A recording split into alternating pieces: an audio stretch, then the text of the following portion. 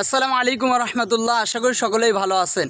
এই দুইজন মুরব্বী দেখতেছেন না, আল্লাহ তাআলার দরবারে হাজার শুকরিয়া।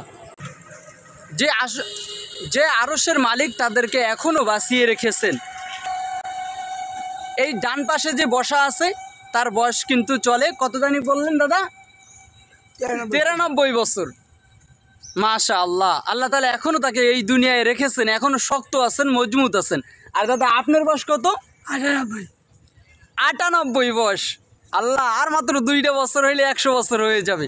চিন্তা করুন, আগের মানুষ এখনও দেখা যাচ্ছে আমাদের সমাজে।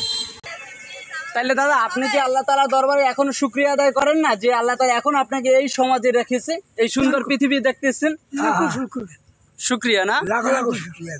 আপনারও তো শুকরিয়া আদায় করা উচিত, কারণ আমাদের বয়সে এখন দেখা যাচ্ছে যে 50 বছর হওয়ার আগে আমরা দুনিয়া থেকে চলে যাই। সেখানে আপনারা প্রায় 100 বছরের কাছাকাছি চলে গেছে, এখনও বেশি আছেন।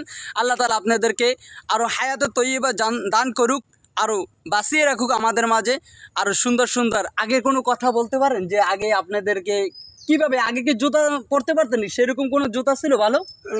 না, জুতা ছিল না। কি পরতেন আগে? এলিবেতা দিয়ে, ওগুলো দিয়ে, এই পাতা এলিবেতা না, পাতার জুতা ছিল আর কি। আর ওই তালের ছড়ি, তাল গাছের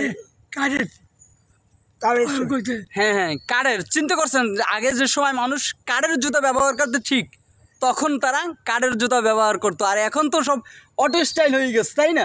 এখন তো দামও বেশি। আমার বিয়ে হয়েছে কাঠের খরম দিয়ে, কাঠের খরম দিয়া। 5টা আঙ্গুল। এই দাদাই বিয়ে করছে কাঠের খরম দিয়ে আর কি। আসলে কি জানেন, আগের কথাগুলো শুনলে কিন্তু খুব ভালোই লাগে। আর এখন তো জমানা অন্যরকম হয়ে গেছে। আল্লাহ তাআলা তাদেরকে বাঁচিয়ে রাখুক, সবাই দোয়া করবেন।